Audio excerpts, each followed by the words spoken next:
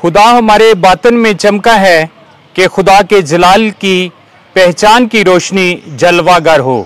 हमारे लिए आज की पहली तिलावत मुकद्दस पौलुस रसूल का दूसरा खत करंथियों के नाम, उसका तीसरा बाब 15वीं से चौथे बाब की पहली फिर तीसरी से छठी आयाते मुकद्दसा।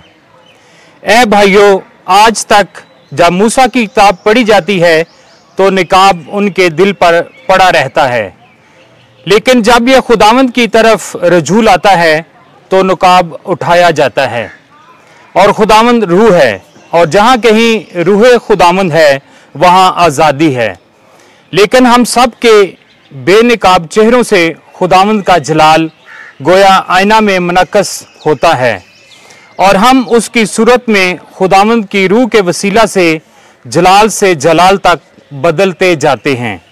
बस जब हमने रहम पाकर यह खिदमत हासिल की है तो हम हिम्मत नहीं हारते। अगर हमारी अंजील पोशीदा है तो हलाक होने वालों पर पोशीदा है, यानी उन बेइत्कादों पर जिनके अजहान को इस जहान के खुदा ने अंधा कर दिया है, ताकि खुदा की सूरत यानी अल मसीह के जलाल की अंजील की तजल्ली उन पर ना चमके।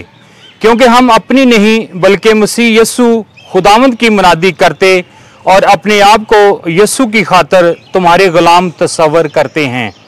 क्योंकि खुदा जिसने फरमाया कि तारीकी में से नूर चमके, वही हमारे बातन में चमका है, ताकि खुदा के जलाल की पहचान की रोशनी यस्सु मसीह के चेहरे से जलवागर हो।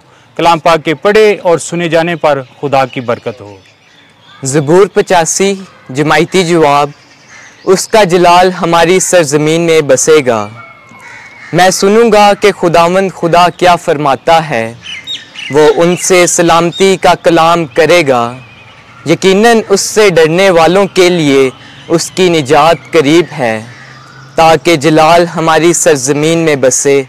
जमायती जवाब। उसका जलाल हमारी सरजमीन में बसेगा। शफ़क़त और सच्चाई बाहम मुलाकात करेंगी।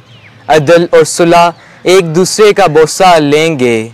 ज़मीन से सदाकत उगेगी और अदल आसमान पर से नज़र करेगा। जमायती जवाब। उसका जलाल हमारी सरजमीन में बसेगा। खुदावंद हमें इकबालमंद करेगा और हमारी सरजमीन अपना फल देगी। अदल उसके आगे आगे चलेगा और निजात उसके कदमों की राह में चलेगी। जमायती जवाब। उसका जलाल हमारी सरजमीन में बसेगा। खुदावंद आपके साथ हो। इंजील मुकद्दस मत्ती के मुताबिक ए खुदावंद तेरी तमजीद हो।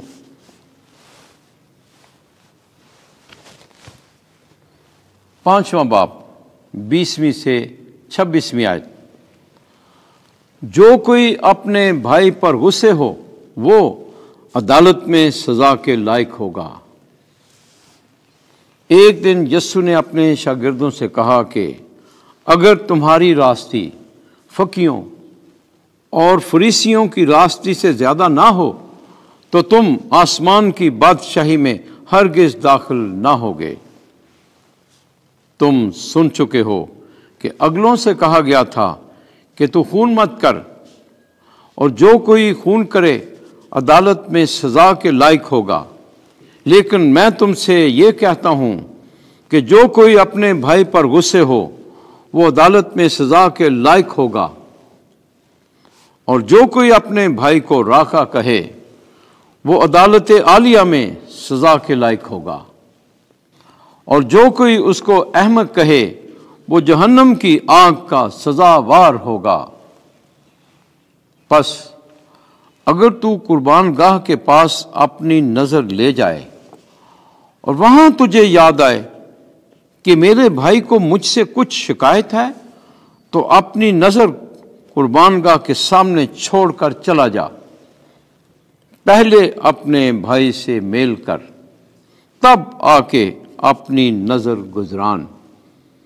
जब तक तू अपने मुद्दई के साथ राह में है, जल्द उससे मेल कर। ताना हो कि मुद्दई तुझे मुंसफ के हवाले करे और मुनसिफ तुझे प्यादे के सुपुर्द करे और तू कैद खाने में डाला जाए। मैं तुझसे सच कहता हूँ कि जब तक तू कोड़ी कोड़ी अदा ना करेगा वहाँ से हरगिज़ नहीं छूटेगा।